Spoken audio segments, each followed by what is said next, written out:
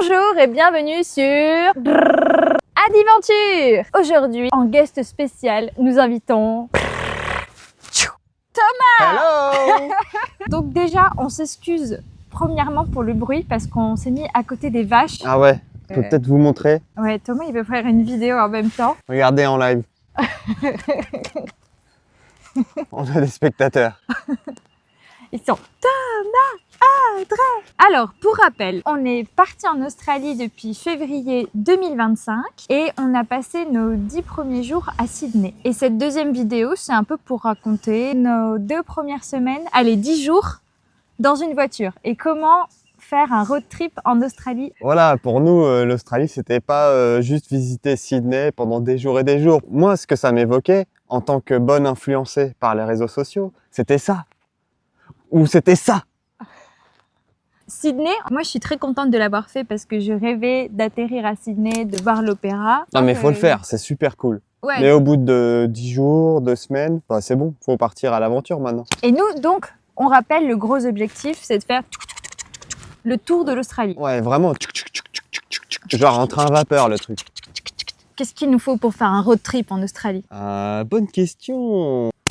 Une idée. Une voiture. Il y a plein de véhicules qui sont en vente sur Facebook, sur le marketplace. Des choses très intéressantes, tout équipées, des super belles voitures. Donc on a fait, je pense, 3-4 visites de différents types de modèles. Je vais pas vous embêter avec le nom des modèles parce que je m'en rappelle plus. Déjà, quels sont nos critères? Enfin moi, je savais pas du tout qu'est-ce que c'était mes critères. Toi Thomas, t'avais un peu regardé. Ouais, grâce à plein de vidéos que j'ai siphonnées avant de partir en Australie, je me suis rendu compte que c'était pas trop mal d'avoir quelque chose de tout-terrain dans lequel on puisse transporter toutes nos affaires pour toute une année. On est parti sur un 4x4.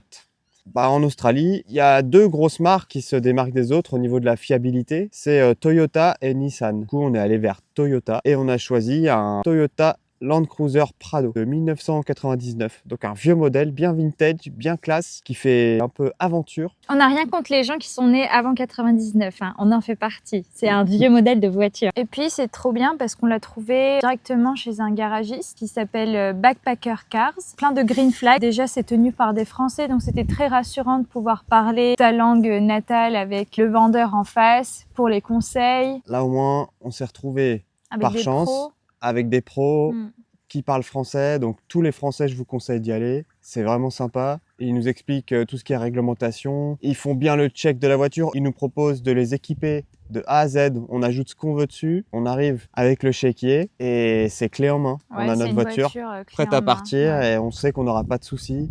Et en plus, on a une garantie de 6 mois sur la plupart des organes majeurs de la voiture. Et donc, si on parle de pépettes, de caillasses, le prix qu'on va vous dire, c'est donc un 4x4 Toyota Prado Land Cruiser avec 304 000 km au compteur, je crois. Ouais. On a fait installer une tente de toit. Il y avait déjà un awning.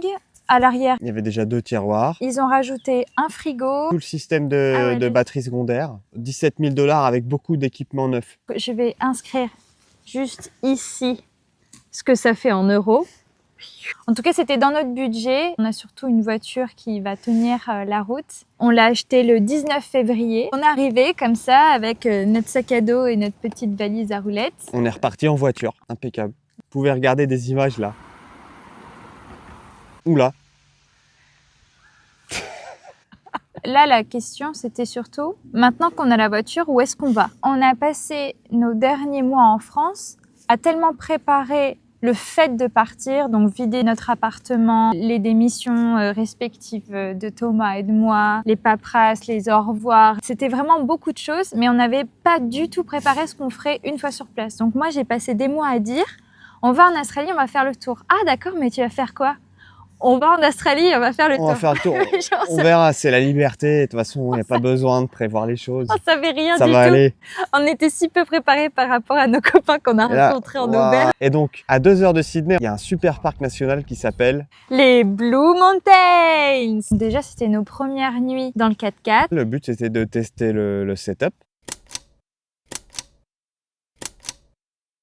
C'était ouf. Moi, j'ai peu, voire rarement, voire jamais dormi dehors. C'était vraiment l'aventure. Je me rappelle encore de la première nuit, du premier matin. J'ai dit à Thomas, je flippe. Je suis pas du tout à l'aise dans cet environnement-là. Je suis pas confortable à l'idée de me dire qu'on vit dehors. Je me sens pas en sécurité. Et puis même, ça veut dire douche commune, douche sur la plage. Ça veut dire toilette commune. Pas vraiment d'endroit pour te changer non plus. Donc ça faisait peut-être beaucoup d'infos d'un coup et j'ai un peu flippé. Mais Thomas, Moi, j'ai pas flippé du tout.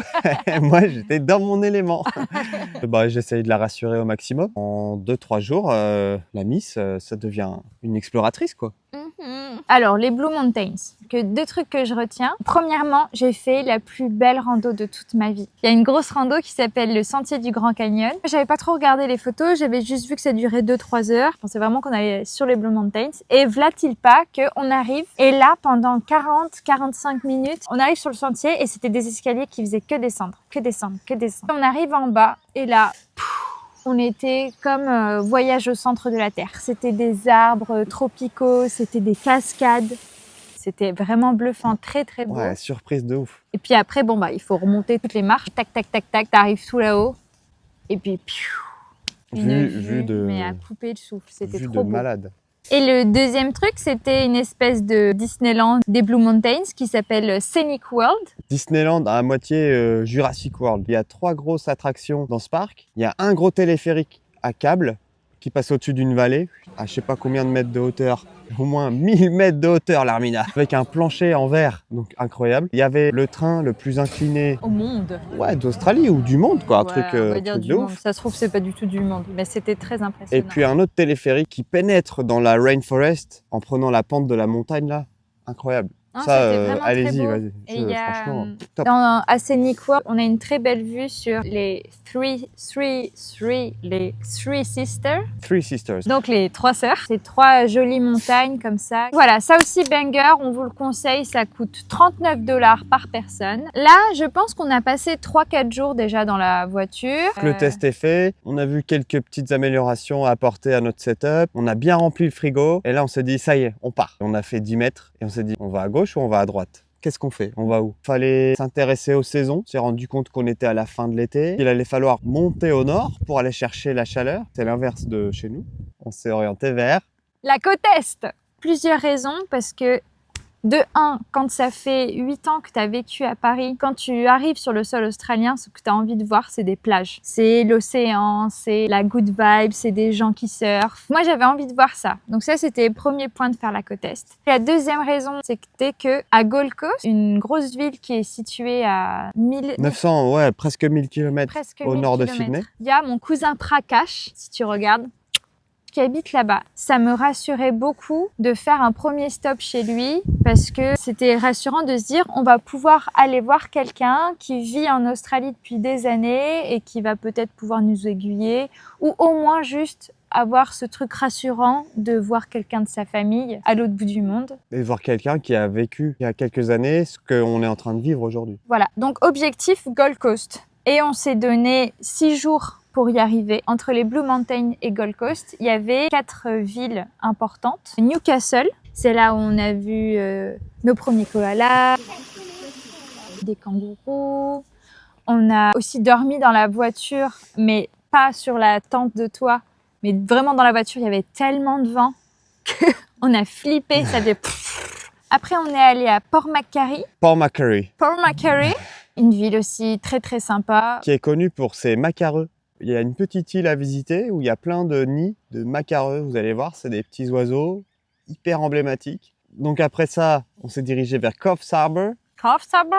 Profitez bien de ces premières villes où les séances de surf sont souvent moins chères que les super villes suivantes. Pour $60 par personne, on a eu un cours privé de 1h30 avec John. Je suis pas sûre qu'il s'appelait John, mais on va l'appeler John. C'était super bien. Il nous a appris un peu les bases du surf. Et surtout, on n'était que tous les deux. Ça, c'était beaucoup mieux. Ouais, et puis on était avec un vrai monsieur qui a dû faire du surf toute sa vie. Pour lui, c'était une religion. Bon, je pense qu'on va en rencontrer d'autres, des gens comme ça. Nous, on se demandait la technique. Monsieur, comment on fait? Le pied droit, le pied gauche, le genou, machin. Il dit non, regarde l'horizon et ton corps fera le reste. Ah ouais, j'ai adoré. J'ai adoré, j'ai trop aimé ce gars. Enfin, avant d'arriver à Gold Coast, on s'est arrêté à Byron Bay. Waouh, trop sympa. Une des villes les plus sympas du road trip, je pense. Ambiance très chill, en fait. Alors, il y en a certainement parmi vous qui vont se dire 900 km en 6 jours, bah dis donc, hein, c'est vraiment pas des backpackers très sérieux, hein.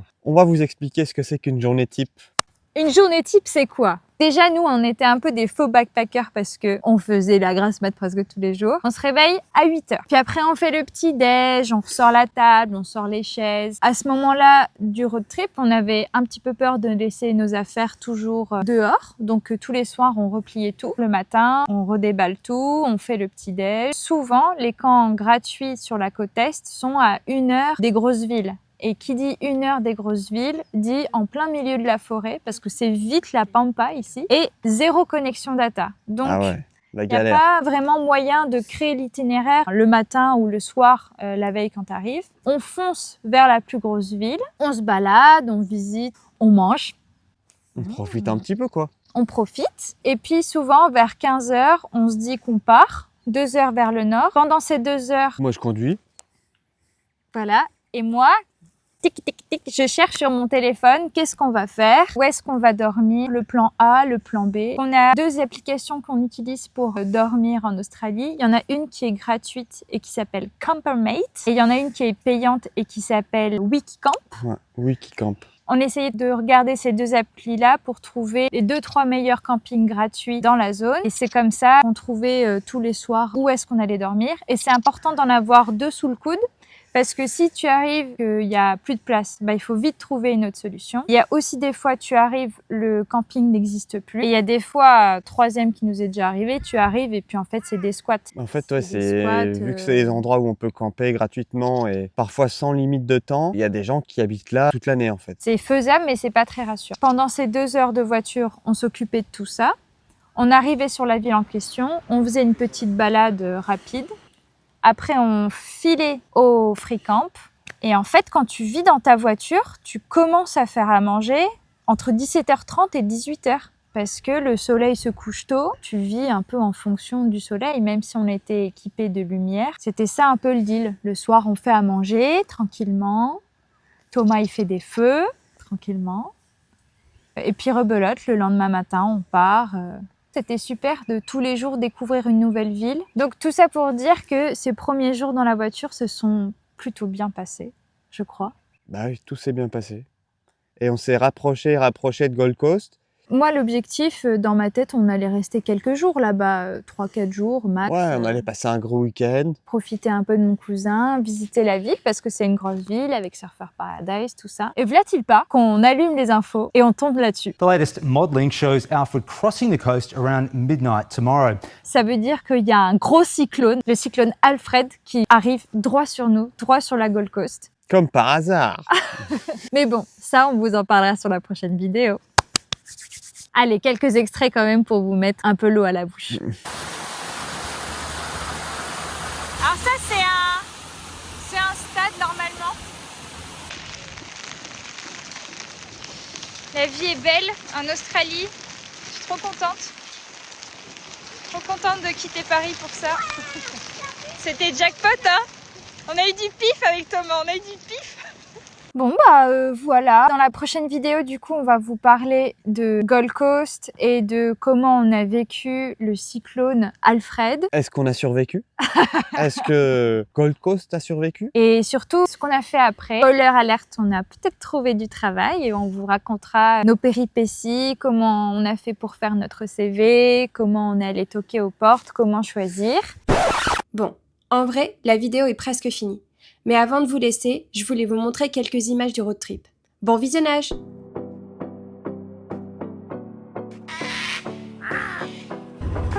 C'est nos premiers kangourous!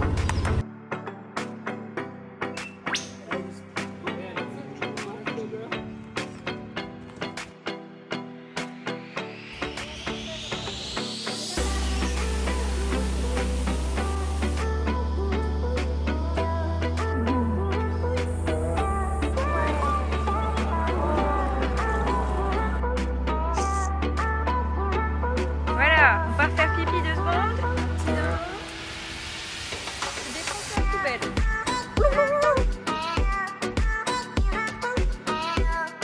des bonnes pâtes. Première nouille de cow-boy.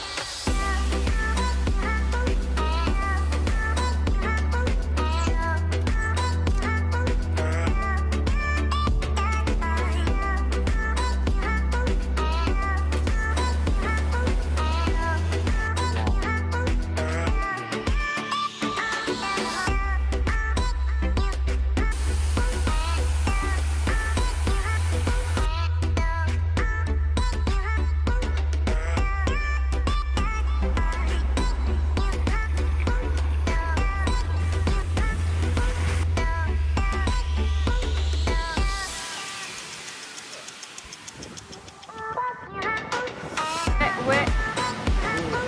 Allez, allez, allez.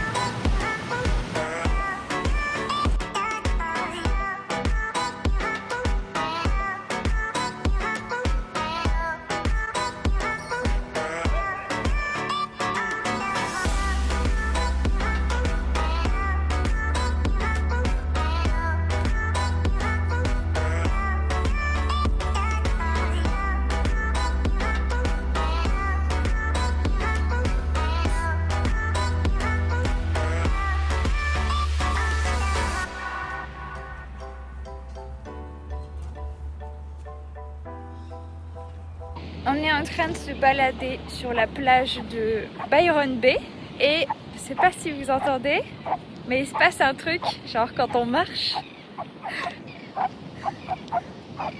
Je vais vous montrer. Ça fait du bruit, ça squinch, ils disent ici.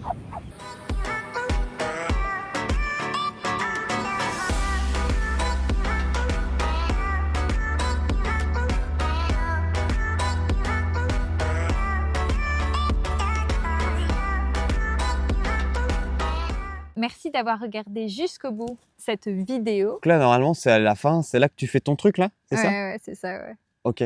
Je te fais disparaître? Ouais. À bientôt sur Adiventure! Et Thomas